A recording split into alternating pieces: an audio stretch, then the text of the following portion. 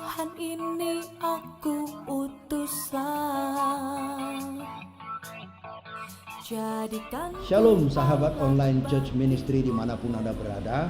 Selamat berjumpa kembali. Salam dalam kasih Tuhan Yesus Kristus. Saya Pendeta Edwin Rondonu. Pada saat ini sangat gembira sekali bisa menjumpai Anda dengan topik-topik yang menarik. Tapi kali ini kita akan membahas suatu topik yang tidak kalah penting, yaitu bagaimana membangun suatu keluarga yang berbahagia. Nah saudara, saya sendiri sebagai pendeta tentunya belajar juga bagaimana bisa menjadi atau bagaimana bisa membentuk suatu keluarga yang bahagia. Nah, di sebelah kiri saya sudah ada Bapak Pendeta Sadrak Ranti, sahabat lama saya yang begitu dipakai Tuhan sehingga saat ini sudah memimpin beberapa gereja di Jakarta dan sekitarnya. Nah, saya ingin bertanya dan tentunya juga mudah-mudahan Anda bisa mendapatkan berkat dari jawaban-jawaban beliau tentang bagaimana seharusnya kita membentuk suatu keluarga yang berbahagia. Pak Pendeta Sadrak, Ya. mohon dijelaskan menurut Bapak Pendeta Sadrak bagaimana supaya kita dapat membentuk suatu keluarga yang berbahagia itu yang harus bagaimana menurut iman Kristiani. Ya, Silakan. terima kasih Pak Edwin. Keluarga yang semua orang rindu untuk membangun kehidupan rumah tangga yang bahagia. Amin. Pertama kita harus tahu bahwa keluarga itu Tuhan yang membentuknya.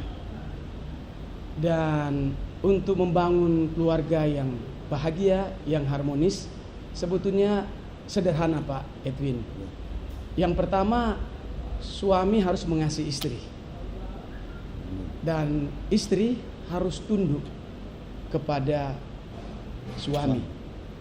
Nah, kalau dua hal itu ada dalam kehidupan rumah tangga, pasti rumah tangga itu akan bahagia. Itu saja Pak. Ya. Nah, bagaimana kira-kira kalau misalnya suami itu tidak bisa memimpin istrinya atau sebaliknya istrinya tidak tunduk kepada suami? Terus bagaimana kita bisa membangun suatu rumah tangga yang bahagia menurut pendapat Bapak Pendeta Sadrak?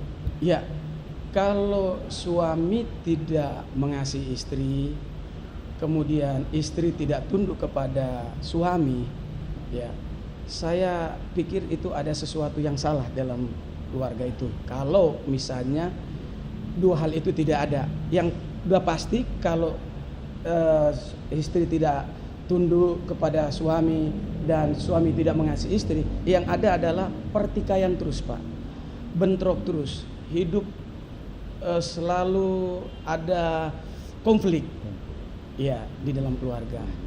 Gitu kira-kira Pak. Iya. Nah, sekarang bagaimana seandainya hubungan di dalam rumah tangga itu terhadap anak-anak misalnya.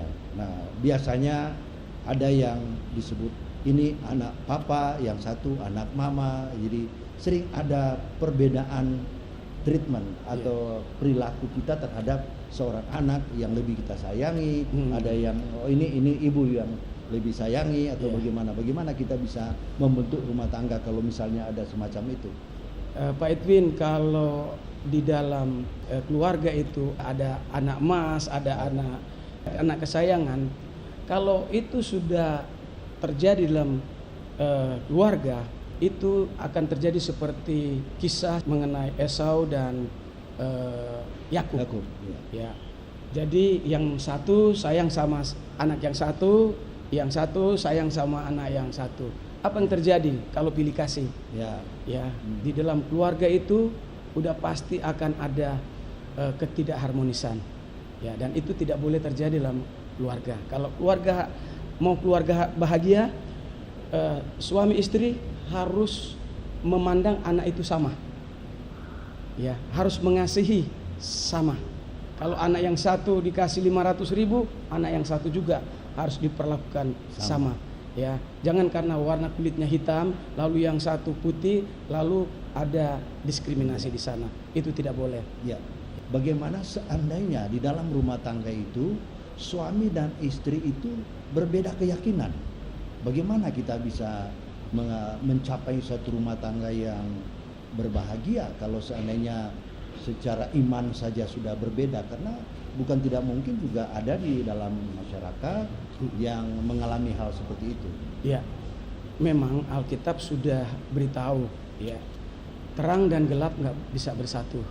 Tapi kalau misalnya pernikahan sudah terjadi seperti itu, ya, itu pasti akan terjadi hal-hal yang tidak menyenangkan. Ya, itulah sebabnya saya sebagai gembala, kalau ada pernikahan yang berlainan iman, saya beritahukan kepada pasangan yang menikah harus jadikan satu dulu, ya, satu dulu. Ya, kalau saya bimbing jadikan satu iman kepada Kristus. Nah, setelah itu saya bimbing. Tapi kalau ada yang bilang mau masing-masing, saya tidak akan lanjutkan konseling pranikah, gitu. Karena pasti ke depan akan terjadi hal-hal yang tidak baik. Ya, kalau itu sudah terjadi pernikahan seperti itu, ya udah pasti akan terjadi konflik terus-menerus. Dan kalau seperti itu, keluarga pasti tidak bahagia. Tapi bagaimana kalau ada ayat yang mengatakan bahwa kalau sang istri itu dia tidak beriman, ya dia akan dikuduskan oleh sang suami yang beriman, dan sebaliknya begitu? Memang ada ayat yang memberitahukan begitu, Pak Edwin, ya. Tapi kita jangan mengambil satu ayat saja, ya, untuk menyatakan bahwa oh ini ada ayat memberitahukan berarti boleh. Ya, sebaiknya jangan, ya. Melihat secara keseluruhan. Karena pasti keluarga kalau lain iman pasti kedepannya pasti tidak akan bahagia. Dan ujung-ujungnya saya lihat beberapa di media televisi juga saya lihat akhirnya udah berapa tahun menikah berantakan, ya kan? Ya, jadi sebagai harus satu iman dulu supaya mantap menuju keluarga bahagia. Baik, terima kasih. Itulah saudara sahabat online church ministry dimanapun berada. Walaupun secara singkat, namun kita sudah menemukan satu jawaban tentang bagaimana seharusnya untuk membangun suatu rumah tangga yang bahagia didasarkan pada suatu kesatuan iman pertama untuk bisa menuju kepada suatu pertumbuhan, seterusnya perkembangan sampai pada titik di mana keluarga ini dikatakan sebagai keluarga yang berbahagia. Terima kasih Bapak Pendeta Sadar Planti. Sampai jumpa lagi saudara sahabat online church ministry. Tuhan memberkati. Amin.